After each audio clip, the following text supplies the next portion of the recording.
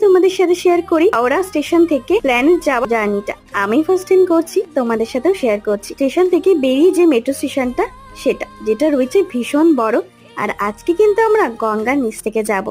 দুটো escalator cross করে চলে এলাম একদম সোজা নিচে।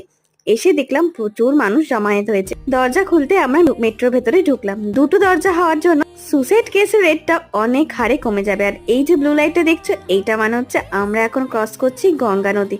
ভাবা যায় এইটা কলকাতাতে সম্ভব হয়েছে।